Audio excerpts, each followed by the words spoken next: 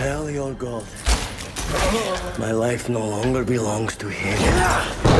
15세기 사랑하는 아내를 잃은 한 왕자가 있었습니다. 그는 신에게 모든 것을 바쳤지만 결국 아내를 지켜주지 못한 신에게 분노하며 등을 돌렸고 그 대가로 영원히 죽지 않는 뱀파이어가 되는 저주를 받게 되죠. 그 후 400년이라는 기나긴 세월 동안 그는 오직 죽은 아내의 환생을 찾아 세상을 떠돌았습니다. 마침내 19세기 파리에서 아내와 똑같이 생긴 미나라는 여성을 발견하고 그녀의 사랑을 되찾기 위해 모든 것을 걸지만 400년 넘게 그를 추적해온 한 신부가 나타나 앞을 가로막습니다. 사실 이 영화의 시작은 드라큘라라는 소재가 아니라 릭베송이 도그맨이라는 작품에서 케일럽 랜드리 존스라는 배우에게 완전히 매료되면서부터였습니다. 감독은 이 배우의 광기 어린 연기를 보고 그와 다시 작업하고 싶다는 열망에 사로잡혔고 오직 그를 위해 5,200만 달러, 우리 돈으로 약 700억 원이 넘는 거대한 예산을 투입해 이 작품을 헌정한 것이죠. 프랑스에선 이미 개봉을 마쳤는데 케일럽 랜드리 존스의 연기는 영화 전체를 집어삼켰다는 극찬을 받았지만 안타깝게도 제작비의 절반도 회수하지 못하며 흥행에는 크게 실패했습니다. 북미에서는 내년 2월 개봉을 앞두고 있습니다.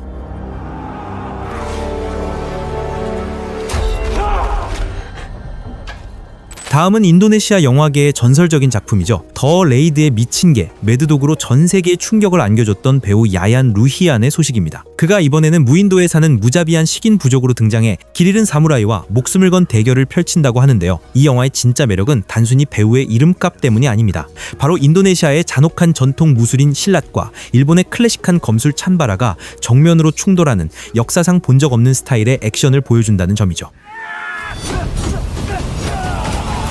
이야기는 13세기의 한 난폭한 낭인 사무라이를 따라갑니다. 알 수 없는 이유로 외딴 섬에 표류하게 된 그는 이미 삶의 의지를 모두 잃고 명예로운 죽음만을 생각하고 있었죠. 하지만 그가 자결을 결심한 바로 그 순간 섬의 주인이었던 식인 부족에게 사로잡히고 맙니다. 죽고 싶었던 그의 의지와는 정반대로 그의 몸속 깊은 곳에서는 어떻게든 살아남아야 한다는 원초적인 생존 본능이 깨어나기 시작하죠. 이 영화의 제작진을 보면 기대감이 더욱 커지는데요. 장르 영화 팬들 사이에서 독특한 작품들로 유명한 스펙터비전 출신 감독이 연출을 맡았고 심지어 더 레이드의 주인공이었던 이코 우에이스가 제작에 참여하고 그의 액션팀이 안무를 담당했다고 합니다. 한마디로 믿고 보는 액션 제작진이 총 출동한 셈이죠. 오는 12월 12일 북미에서 극장과 VOD로 동시 공개될 예정입니다.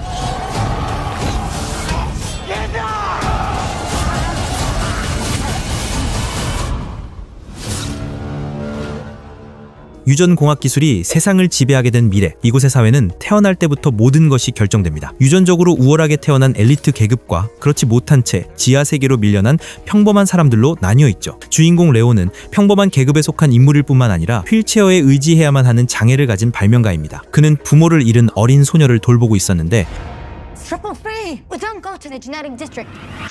생활비가 빠듯했던 그는 엘리트들의 구역에 몰래 잠입해 수리를 해주는 위험한 거래를 받아들입니다. 하지만 이는 모든 것을 뒤바꿀 거대한 음모의 시작이었죠. 엘리트들은 테러를 저지른 뒤 범인으로 레온을 지목하고 하루아침에 쫓기는 신세가 된 그는 이제 자신이 만든 파워수트를 입고 이 거대한 불의에 맞서 싸우는 영웅이 되기로 결심합니다.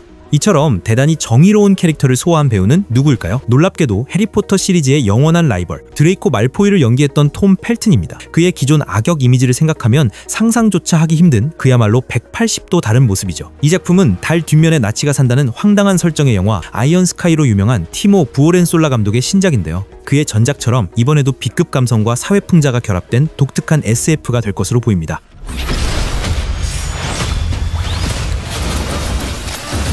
2029년의 로스앤젤레스, 치솟는 범죄율을 감당하지 못한 도시는 AI가 판사, 배심원, 사형 집행인의 역할을 모두 수행하는 머시 시스템을 도입합니다. 형사 크리스 레이브는 이 시스템의 강력한 지지자였지만 어느 날 아내가 살해당하고 자신이 범인으로 지목되면서 이 시스템의 첫 번째 희생양이 될 위기에 처하죠. 그는 의자에 묶인 채로 정확히 90분 안에 자신의 무죄를 입증해야만 하며 만약 실패하면 타이머가 0이 되는 순간 그 자리에서 즉시 처형됩니다. 그는 의자에 묶인 채 도시의 모든 데이터에 접근할 권한을 얻고 실시간으로 진짜 범인을 추적하기 시작하는데요. 수사를 진행하던 그는 아내의 죽음이 단순한 살인사건이 아니라 도시 전체를 위협하는 거대한 테러 음모와 연결되어 있다는 사실을 깨닫게 됩니다.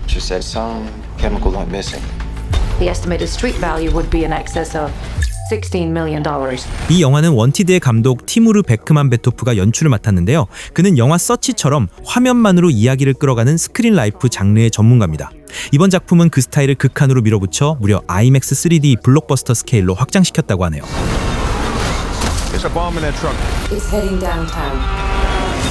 만약 스파르타쿠스의 노예 반란이 실패로 끝나고 시리즈 최악의 빌런이었던 아슈르가 죽지 않고 살아남았다면 어떻게 됐을까요? 심지어 그가 스파르타쿠스를 죽인 뒤 검투사 학교의 주인이 되었다면 말이죠. 이처럼 원작의 모든 것을 뒤엎는 충격적인 상상력은 바로 10년 만에 돌아온 오리지널 시리즈의 창조자 스티븐 드나이트의 신작 스파르타쿠스 하우스 오브 아슈르의 이야기입니다. 교활한 배신자였던 아슈르는 반란을 진압한 공로를 인정받아 과거 자신이 노예로 피 흘렸던 검투사 학교를 통째로 하사받게 되죠. 하루아침에 노예에서 주인이 된 그는 로마 상류 사회에 편입되려 하지만 그를 기다리고 있는 것은 피비린내 나는 아레나보다 훨씬 더 잔혹한 로마의 정치판이었습니다. Impressive. Yet offering falls short. 태생부터 노예였던 그를 무시하고 끌어내리려는 귀족들의 끊임없는 견제 속에서 그는 살아남기 위해 역사상 최초로 여성 검투사를 아레나에 세우는 파격적인 승부수를 던집니다. 원작이 자유를 위한 투쟁을 그렸다면 이번 작품은 권력을 차지하기 위한 정치 스릴러에 가깝다고 하는데요. 원작 특유의 거침없는 폭력성과 화려한 액션은 그대로 유지하면서 완전히 새로운 시점의 이야기를 펼쳐낼 예정이라고 합니다.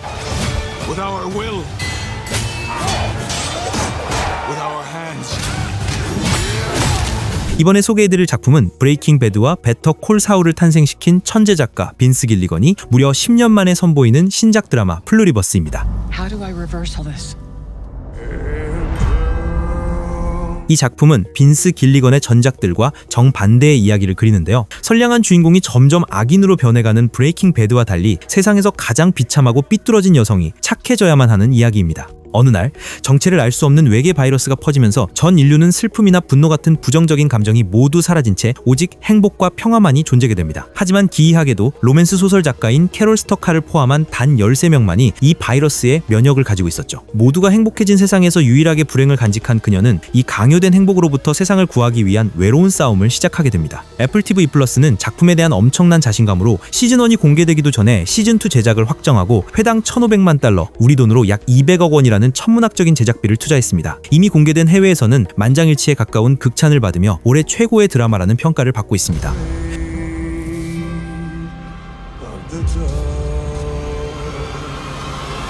이야기는 침대 및 괴물이 자신의 가족을 모두 잡아먹었다고 믿는 10살 소녀 오로라를 따라갑니다. 그녀는 복수를 위해 옆집에 사는 미스터리한 남자에게 도움을 청하죠. 그리고 남자의 정체는 놀랍게도 청부 살인업자였습니다. 그는 처음엔 소녀의 말을 믿지 않지만 소녀의 부모가 사실은 자신을 노리고 온 다른 암살자들에게 실수로 살해당했다는 사실을 알게 되고 엄청난 죄책감에 시달리며 소녀를 보호하기로 결심합니다. 이제 그는 자신을 쫓는 인간 암살자들과 싸우는 동시에 소녀가 말했던 침대 밑에 진짜 괴물 역시 실제한다는 충격적인 사실을 받아들이고 두 종류의 괴물 모두와 싸워야만 하는 기묘한 상황에 놓이게 됩니다.